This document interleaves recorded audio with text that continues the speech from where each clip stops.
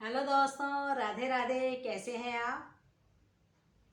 High blood pressure ये वो condition है जिसमें हमारे ब्लड का दबाव आर्टरीज पर बहुत प्रेशर से पड़ता है। इसके सिम्टम्स हैं बहुत ज़्यादा टायर्डनेस, एकदम सीवियर पेन इन हेडेक, और वॉमिटिंग जैसा फील होना, नोज़िया होना, और कई बार चेस्ट पेन भी होता है, और बहुत ज़्यादा गुस्सा आना, स्ट्रेस होना भी हो जाती है, बहुत बार एंजाइटी हो जाती है, घबराहट होने लग जाती है। तो ये सब इसके सिम्टम्स हैं। इसके कॉजेज़ जान लेते हैं। कॉजेज़ हेरिडिटी और overweight, stress, no exercise, no walk, और एक्सेस में सोडियम को अपनी फूड डाइट में ऐड करना और पोटेशियम को कम लेना।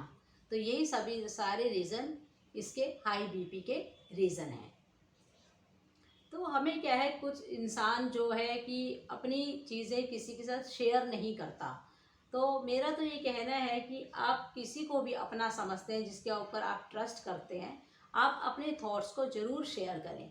कई बार हम जब अपने थॉट्स को शेयर नहीं कर पाते तो हम अंदर ही अंदर फ्रस्ट्रेट हो जाते हैं और चिड़चिड़े हो जाते हैं, और इतना चिड़चिड़ा होने के बाद हमें गुस्सा आता है, जो कि हाई हाई बीपी का रीज़न बनता है।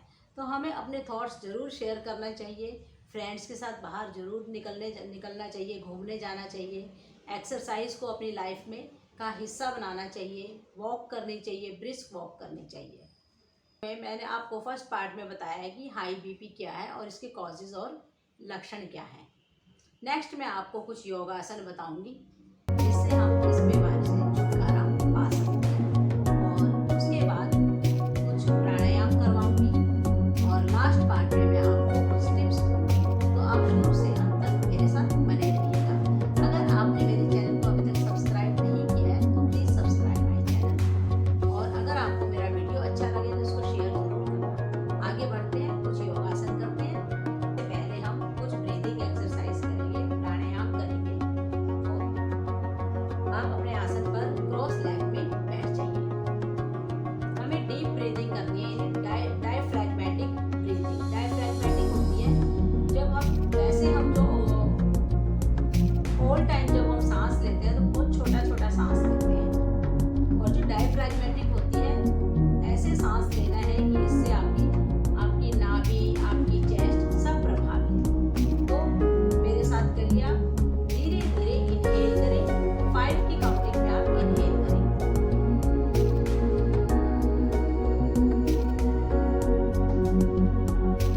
5 की काउंटिंग में एक्सहेल करें। सांस को बाहर निकालें और पेट को अंदर पिचका दें।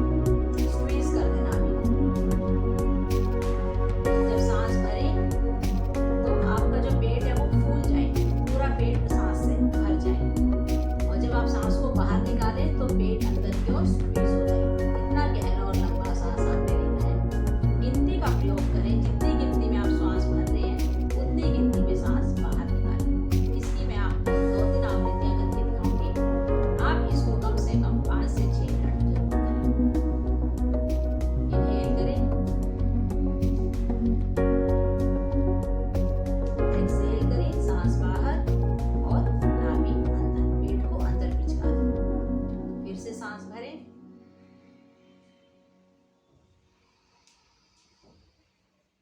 मुख पर प्रसन्नता का भाव, कोई टेंशन नहीं होनी चाहिए आपके फोरहेड पर।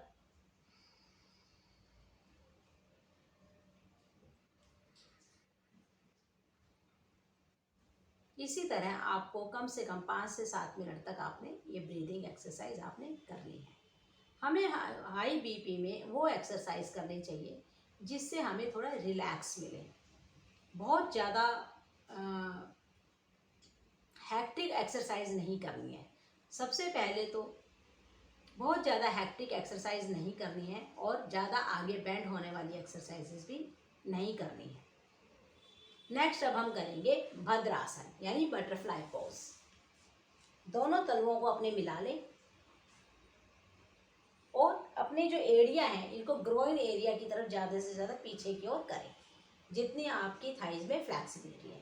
और फिर नीज को फ्लैप करना है ऐसे ऊपर नीचे, पहले स्लोली स्लोली धीरे धीरे करना है और फिर थोड़ा फास्ट करना है। इसको कम से कम आप 50 to 60 टाइम्स आप रिपीट करें।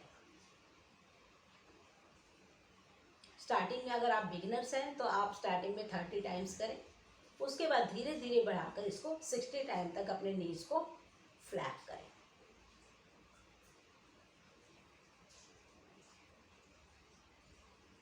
कोई भी फिजिकल एक्टिविटी करने से पहले थोड़ी वार्म अप एक्सरसाइज कर लेनी चाहिए। मैं आपको कमेंट बॉक्स में सूक्ष्म क्रियाओं का लिंक दे दूंगी, तो आप ये एक्सरसाइज शुरू करने से पहले अपनी सूक्ष्म क्रियाएं जरूर करें।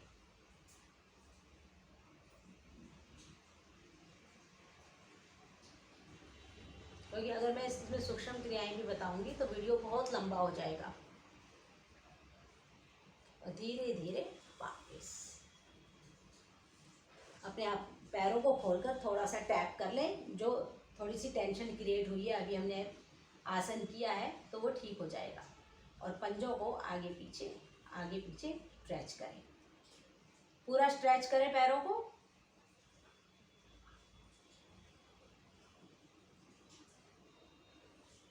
अब आ जाएंगे वज्रासन में। दोनों हाथों को राइट ओर रखते हुए और पैरों को बाएं ओर मोड़ते हुए आ जाएंगे वज्रासन में। वज्र आसन एकमात्र ऐसा आसन है जिसे आप खाना खाने से पहले और खाना खाने के बाद कभी भी कर सकते हैं। इससे हमारी वज्र नाड़ी प्रभाव में आती है और खाना भी अच्छे से डाइजेस्ट होता है। तो इसे आप खाना खाने से पहले भी कर सकते हैं और खाना खाने के बाद भी कर सकते हैं। कम से कम दिन में 10 मिनट इसका अभ्यास जरूर करें। नेक्स्ट करेंगे बाल आसन। आगे से अपने घुटनों को ऐसे खोल दें। अगर आपको नी प्रॉब्लम है तो आप इस आसन को अवॉइड करें। दोनों घुटनों को जितना ज़्यादा आप खोल सकते हैं उतना खोलें। दोनों हाथों को आगे लाएं। इनहेल करें। अब एक्सहेल करते हुए धीरे धीरे नीचे की ओर आगे बढ़ें और अपने फोरहेड को आसन से लगा दें। इसमें रिलैक्स होकर बैठते हैं आराम से। इनहेल करते रहें, एक्सहेल करते रहें, सांस लेते रहें, सांस छोड़ते रहें।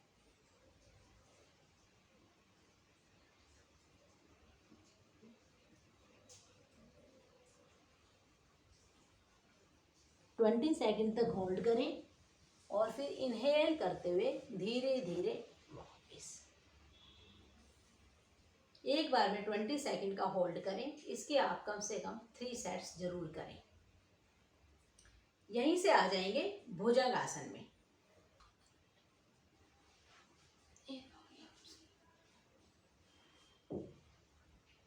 पीछे से दोनों पैरों को मिला लें और उनको टोस को आसन से लगा दें, लिटा दें पूरा ऐसे।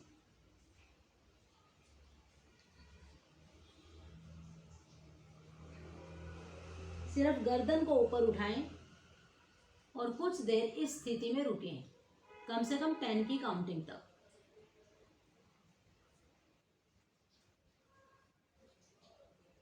इनहेल करें और अपने शोल्डर्स को ऊपर उठा दें और जो आपका सारा भार है वो टमी पर रहेगा। जो हथेलियां हैं स्पर्श मात्र आसन पर रहेंगी। हथेलियों पर कोई भी दबाव नहीं रहेगा। सारा जो भार आपके पेड़ों पर रहेगा।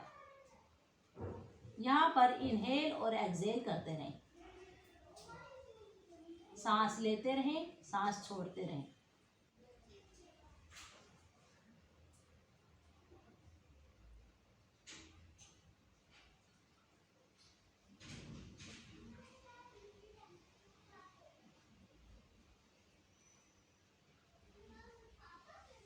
ट्वेंटी सेकेंड का होल्ड करें इसमें और इसके भी आप कम से कम 3 सेट जरूर करें।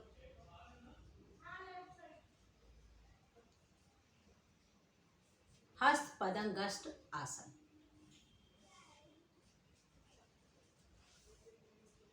अपने आसन पर आप ऐसे लेट जाएं। लेफ्ट लेग को ऊपर उठाएं और इसे लेफ्ट हैंड साइड ही लेके जाएं और हाथ से ऐसे पकड़ लें। लेग्स को स्ट्रेट रखें और स्ट्रेच करके रखें, पूरा खिंचाव बना के रखें।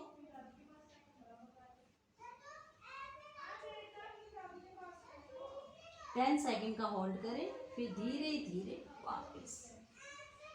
यही अब हम राइट लेग से करेंगे। राइट लेग को ऊपर 90 डिग्री पे उठाएं, हाथ से उसको होल्ड करें और अपने राइट हैंड साइड ले जाएं। एक स्ट्रेच महसूस होगा इससे। लेग्स को सीधा रखें और रिलैक्स महसूस करें। इनहेल और एक्सहेल करते रहें। गहरे और लंबे सांस लें। 10 सेकेंड का होल्ड करें और धीरे धीरे वापस। इसके बाद शवासन में आराम करना है। दिन में कम से कम, जब भी आपको समय मिले, समय नहीं भी मिले, आपको समय निकालना है और शवासन में ज़रूर लेटें। कम से कम 10 मिनट शवासन में ज़रूर लेटें और इसमें डीप ब्रीदिंग करें। गहरे लंबे श्वास लें।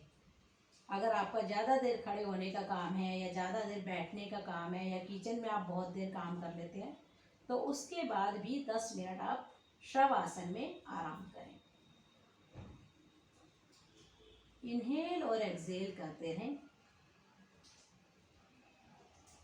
दिमाग में कोई टेंशन नहीं, विचार आते हैं उनको आता जाता रहने दें। पॉजिटिव थॉट्स लेके आए।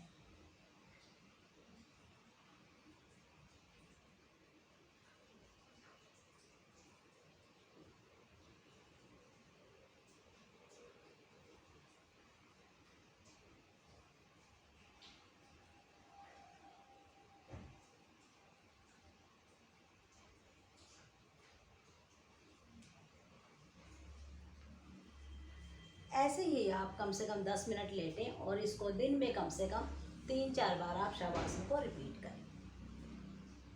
अब हमें कौन सी एक्सरसाइज नहीं करनी चाहिए? हमें जब बीपी हाई होता है, हमें वो सब एक्सरसाइजेज अवॉइड करनी है जिसमें हमारे सांस चढ़ते हैं। मतलब हमें ब्रेथलेसनेस महसूस नहीं होना चाहिए। कोई भी हैक्टिक एक्सरसाइज आपको नहीं करनी है, या फिर ज़्यादा बेंट होने वाली और ज़्यादा देर तक रुकने वाली, आपको वो एक्सरसाइजेस आपने अवॉइड करनी है। कोशिश करें सूर्य नमस्कार नहीं करें। बाकी सब आप जो हल्की हल्की एक्सरसाइजेज होते हैं वो करें। चलें अब बढ़ते हैं, प्राणायाम करते हैं। करेंगे अनुलोम विलोम प्राणायाम। राइट हैंड की विष्णु मुद्रा बनाएं, ऐसे।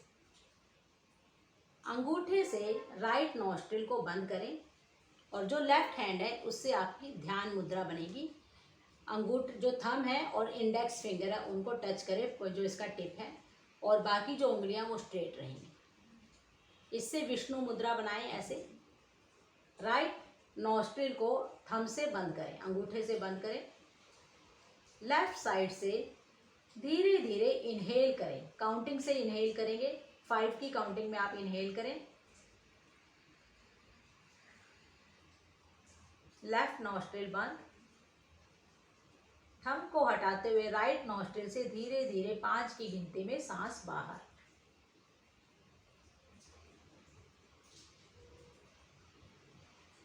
राइट नॉस्ट्रिल से धीरे धीरे सांस भरें।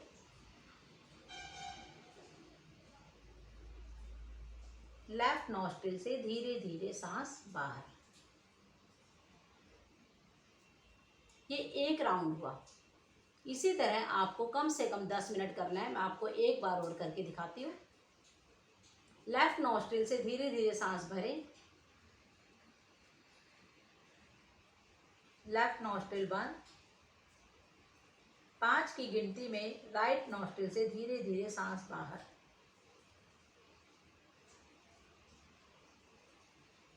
राइट नॉस्ट्रिल से धीरे धीरे इनहेल करें, सांस भरें। लेफ्ट नॉस्ट्रिल से धीरे धीरे सांस बाहर।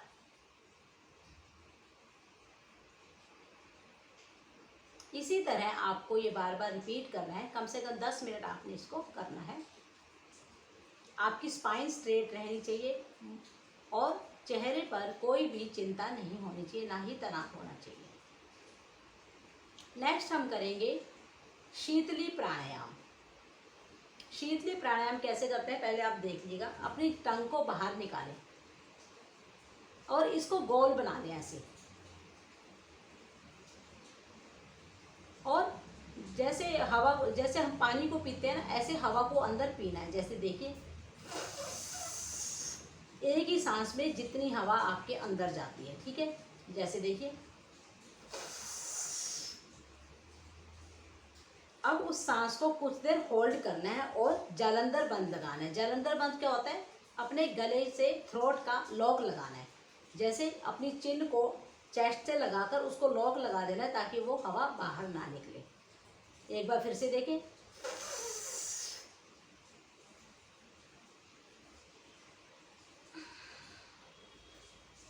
कुछ सेकंड के लिए रुके, 5 की गिनती तक रुके और फिर नाक से सांस को बाहर निकाल दें। एक बार और मैं आपको फिर से करके दिखाती हूँ।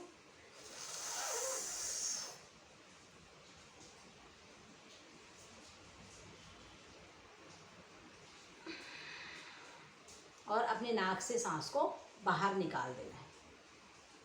इसी तरह इसको भी आपने कम से कम 15 से 20 बार आपने रिपीट करना है। इससे आपको बड़ी ठंडक सी महसूस होगी शरीर में, एक जैसे शीतलता का एहसास होगा। एक बार फिर से मैं आपको एक बार और करके दिखा देती हूँ। अपनी टंग को गोल करें ऐसे और पानी की तरह इसको करके पी जाए।